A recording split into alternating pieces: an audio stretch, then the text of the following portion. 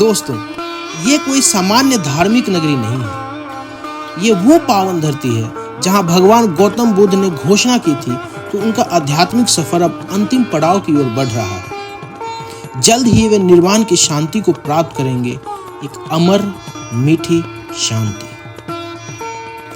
यही इस महान भूमि पर उन्होंने एक साधारण वैश्या को भी तपस्या का मार्ग दिखाकर महान सन्यासी बना दिया था। क्या आपने कभी सोचा है कि एक साधारण जीवन की कहानी कैसे महानता में बदल सकती है? यही वो धरती है जहां भगवान महावीर का प्राकट्य हुआ, जहां सत्य और अहिंसा का मिसाल कायम हुआ। साथ ही यह नगरी जहां से सम्राट अशोक ने बौद्ध धर्म की ज्योति को पूरी दुनिया में फैलाया था। यह नगरी इतिहास की सबसे क्रांतिकारी और प्रेरणादायक नगरियों में से एक है, जहां का हर कोना, हर पत्थर इतिहास के स्वर और आस्था की गाथा सुनाता है। तो आइए चलिए मेरे साथ उस नगरी की ओर जहां भगवान बुद्ध और अशोक की अमर कहानी आज भी जीवित है, जहां इतिहास और आस्था की धड़कनें कभी नहीं रुकती, हर कदम पर आपको एक नया प्रेरणा देती है। नमस्ते दोस्तों, स्वागत है आप सभी का मेरे नए ब्लॉग में। मैं अभी हूं बिहार के वैशाली जिले में। यह जगह जितनी साधारण दिखती है, उतना ही गहरा इसका ऐतिहासिक और आध्यात्मिक कहानी है। आज का बिहार शायद उतना मॉडर्न न दिखे। यहाँ अभी भी कच्चे मकान हैं, ब्रांडेड कपड़े और बड़े बड़े गाड़ियों की कमी दिख सकती है, लेकिन बिहार का असली पहचान सिर्फ आज में नहीं छिपा है। इसकी कहानियां, इसका इतिहास पूरे विश्व के लिए प्रेरणादायक है। क्या आप जानते हैं कि यही वैशाली दुनिया का पहला गण राज्य माना जाता है?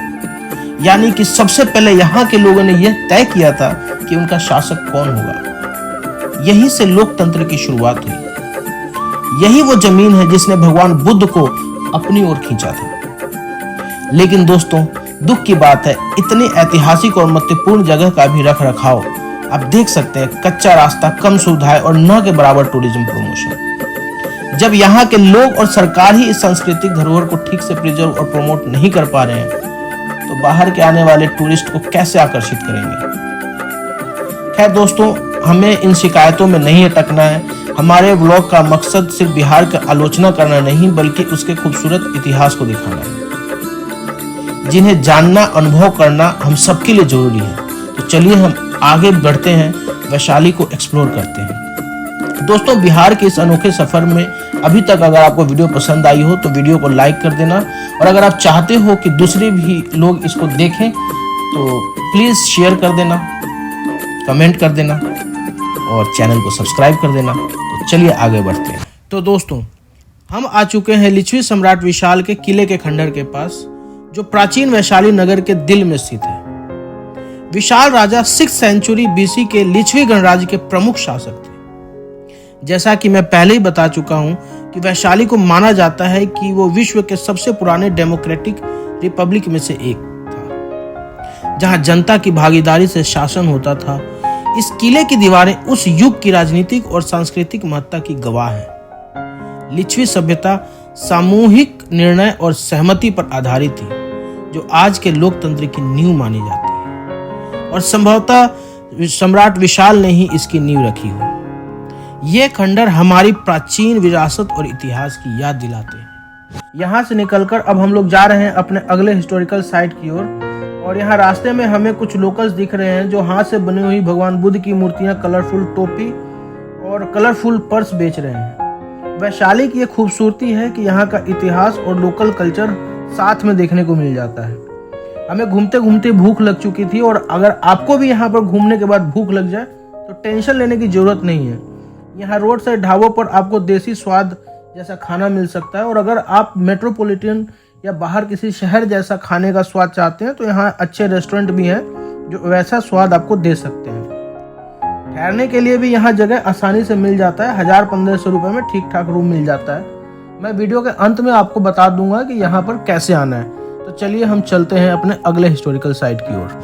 हम पहुंच रहे हैं वैशाली के विश्व शांति स्तूप पर, जो शांति और प्रेम का प्रतीक है। यह स्तूप जापानी शैली में बनाया गया है, और यहाँ बुद्ध के जीवन के प्रमुख चरणों को दिखाने वाली खूबसूरत मूर्तियां हैं। आप देख सकते हो सफेद सफेद स्तूपा पर गोल्डन मूर्तियां कितनी सुंदर लग रही है। साथ ही यहाँ एक म्यूजियम भी है। यहाँ स्तूपा के बाद वहां भी चलेंगे और वो भी मैं आपको दिखाऊंगा, जिसमें भगवान बुद्ध की और भी बहुत सारी उत्खनन में मिली हुई चीजों को सुरक्षित रखा गया है। लेकिन दोस्तों, वैशाली की पहचान यहीं तक सीमित नहीं है। यहाँ अभी एक निर्माण हो रहा है दुनिया के सबसे बड़े स्तूपा की, जो भव्य है, और वहाँ पे एक म्यूजियम भी बनाया जाएगा जो पूरा होने के बाद यहाँ की महिमा को और बढ़ा देगा। तो चलो इस खास स्थल को और करीब से देखते हैं, अगर वो हमें अंदर जाने देते हैं। तो दोस्तों, वहाँ अंदर तो जाने नहीं दिया भाई, क्योंकि वो कंस्ट्रक्शन साइट था तो मना कर दिया गार्ड ने। पर उसके बाद हम लोग इस म्यूजियम पे आ गए हैं, जिसमें 10 रुपये एंट्री फीस लगेगा। फ्राइडे को ये बंद रहता है और 9 से 5 बजे तक का इसका टाइम है। अंदर वीडियो बनाना अलाउड नहीं है, तो हम लोग एक्सप्लोर करते हैं, यहाँ का वीडियो नहीं बनाएंगे। और इसके बाद हम लोग अपने यात्रा के अंतिम पड़ाव पर चलते हैं, जो बहुत ही महत्वपूर्ण है। इस वीडियो का सबसे महत्वपूर्ण पार्ट है, तो बने रहना वीडियो में अंत तक। तो दोस्तों, अब हम पहुंच चुके हैं बिहार के वैशाली जिले के कोल्हुआ गांव में, जहां भारत की लोकतंत्र और बौद्ध की संस्कृति आपको साफ साफ दिखाई देती है। कोल्हुआ वो जगह है जहां भगवान बुद्ध ने अपना अंतिम उपदेश दिया था। यहाँ बुद्ध समुदाय के लिए ऐतिहासिक स्तूप और स्तंभ बने हुए हैं, जैसा कि मैं वीडियो में आपको ऑलरेडी दिखा चुका हूँ। इस गांव का सबसे आकर्षण का केंद्र है यह अशोक स्तंभ, जिसे पॉलिश किए गए लाल बलुआ पत्थर से बनाया गया है। और इस स्तंभ के ऊपर जो शेर की मूर्ति रखी गई है, ये इसको और भव्य बनाती है। गूगल पे मैंने सर्च किया तो ऐसा लिख रहा है गूगल कि इसकी ऊंचाई लगभग 18 मीटर होगी। अब पता नहीं भाई, मैंने नापा तो नहीं है।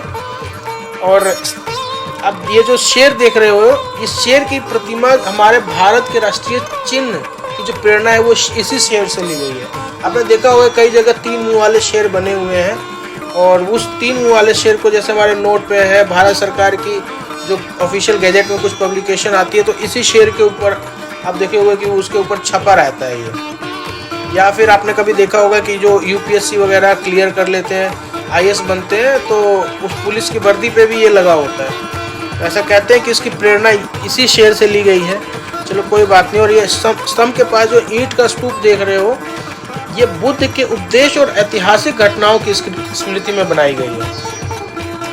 तो कोल्हुआ सिर्फ इतिहास ही नहीं, बल्कि संस्कृति, धर्म और लोकतंत्र का भी प्रतीक का स्थल है।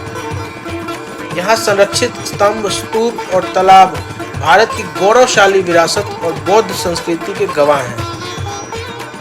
अगर आपको भारतीय इतिहास में थोड़ी सी भी रुचि है और इसको आप देखना चाहते हो, तो कोल्हुआ आपको जरूर आना चाहिए और ये देखना चाहिए कि बिहार का गौरव क्या था और आज बिहार लोगों ने क्या बना दिया। चलिए, हमारा काम विवाद करना नहीं है, लेकिन दोस्तों, कोल्हुआ न सिर्फ बिहार बल्कि पूरे भारत के लिए गर्व का स्थल है, जहां लोकतंत्र, धर्म और संस्कृति की नींव पड़ी है। तो आइए इस ऐतिहासिक स्थल को जाने, समझे और अपने विरासत पर गर्व करें, क्योंकि यहाँ गर्व करने के लिए बहुत कुछ है।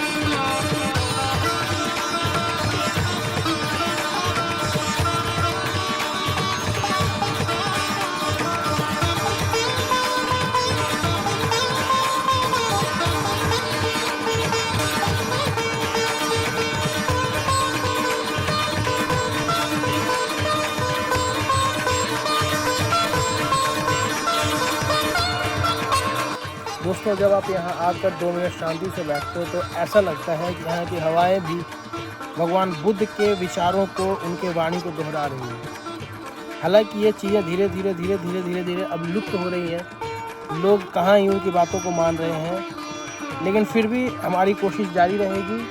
आप ये देखो पीछे मेरे, ये कोई बनवाया नहीं गया है। ये जितनी भी चीज़ें आप ये अभी देख रहे हो, ये मेरे पीछे जो देख रहे हो और ये जो आसपास आप जो देख रहे हो, ये सब उत्खनन में जब खोदा गया तो निकली है। तो ज़बरदस्त है यार, जो चीज़ें हमने बुक में पढ़ी है, मुझे बहुत मज़ा आ रहा है। आपको भी अगर अच्छा लग रहा है, ये देखो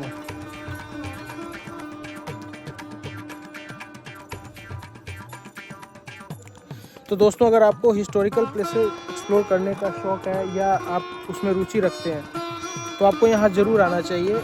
अगर आपको इन चीज़ों में रुचि नहीं है तो हो सकता है कि आप बोर हो जाएंगे, क्योंकि ये चीज़ें आपको सिर्फ ईंट पत्थर की चीज़ें लगेंगी, कुछ इसमें आपको रुचि नहीं आएगा।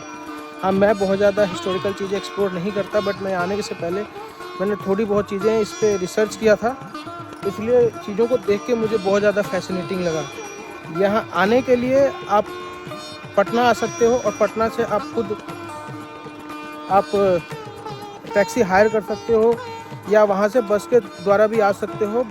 बस से रूट मुझे नहीं पता है, लेकिन मुजफ्फरपुर भी आप आ सकते हो अगर आप आना चाहो। वहाँ से आपको अम्बारा के लिए बस पकड़ना होगा और वहाँ से बहुत पास है, ज़्यादा दूर नहीं है, 2-3 किलोमीटर होगा अम्बारा से। तो अगर आप किसी मेट्रोपॉलिटन सिटी से ऐसी चीज़ें एक्सप्लोर करना चाहते हो, हिस्टोरिकल चीज़ें या मतलब ऐसी चीज़ें, तो आप मान लीजिए कि दिल्ली से आ रहे हो, तो दिल्ली से आने में आप सबसे पहले आओगे मुजफ्फरपुर, और मुजफ्फरपुर से आगे आप वहाँ से बस कर लोगे। अगर आप थोड़ा सा पैसा सेव करना चाहते हो तो वहाँ से बस करके आप आ सकते हो यहाँ पे। तो चलिए हम मिलते हैं किसी नए ब्लॉग में। और आपको ये ब्लॉग कैसा लगा या क्या ऐसी हिस्टोरिकल चीज़ें आपको लगती हैं कि मुझे और बनानी चाहिए, तो आप नीचे कमेंट करें।